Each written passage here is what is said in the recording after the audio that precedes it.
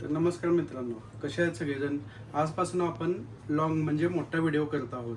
कारण काय झालंय, लॉगमध्ये पूर्ण माहिती त्यात आपण त्यात देऊ शकत नाही आणि 1 मिनिटाचाच व्हिडिओ असल्यामुळे त्यात आपल्याला पूर्ण माहिती देता येणार. तर नमस्कार मित्रांनो, मेडिकलवाला अमर संभूशेट्टी या चॅनलमध्ये आपलं स्वागत आहे.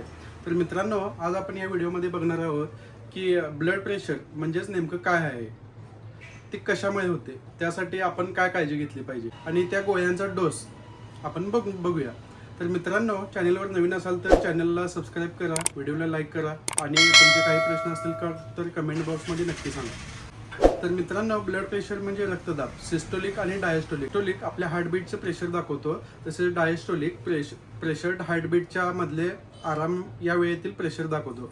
तर ब्लड प्रेशर वाढण्याची प्रमुख कारणे काय आहेत ते आता आपण मित्रांनो बघूया. अनहेल्दी डाएट, कमी व्यायाम, टेन्शन, वजन जास्त असणे, काही जणांना अनुवंशिक पण असू शकते, काही जणांना मेडिकल कंडिशन, ह्या सगळ्या कारणांमुळे आपल्याला ब्लड प्रेशर होतो.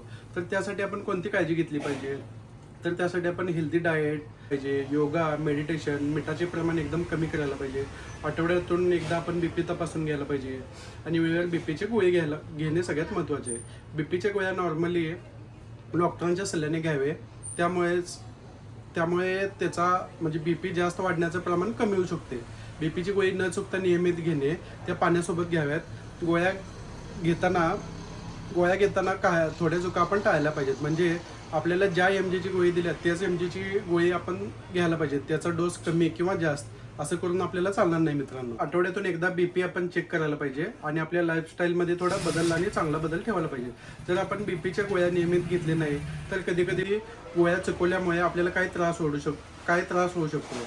कधी कधी बीपी वाढणे, त्यामुळे डोकेदुखी, चक्कर येणे, थकवा जाणवणे, छातीत दुखणे, कधी कधी सिरियस पण होऊ शकते आणि यात हार्ट अटॅकचे चान्सेस खूप असतात मित्रांनो. म्हणूनच गोळ्या वेळेवर खायला पाहिजेत. कधी कधी त्या गोळ्यांचे साईड इफेक्ट झाले तर त्वरित आपण डॉक्टरांशी संपर्क साधावा. त्याच्यासोबत आठवड्यातून एकदा बीपी आपण चेक करायला पाहिजे आणि आपल्या लाईफस्टाईलमध्ये थोडा बदल आणि चांगला बदल ठेवायला पाहिजे. आपण आता बीपीच्या गोळ्यांचा डोस बघूया. जनरली बीपीच्या गोळ्यांचा डोस हा नॉर्मली पेशंटच्या स्थितीवर अवलंबून असते. सुरुवातीला कमी डोस पासून चालू करतात डॉक्टर. त्यानुसार हळूहळू जर आपल्या आवश्यकतेनुसार डोस वाढवू शकतात आणि किंवा कमी करू शकतात. काही गोळ्यांचा डोस दिवसातून एकदाच असू शकतो, तर काही वेळा डोस दिवसातून 2 वेळा पण असू शकतो. तर नॉर्मली आपली बीपीचं नॉर्मल रेंज असते 120 ते 80 असते. जर त्यात काही कमी जास्त जर होत असेल तर आपण आपल्या डॉक्टरांचा सल्ला नक्की घ्यावा. Thanks for watching.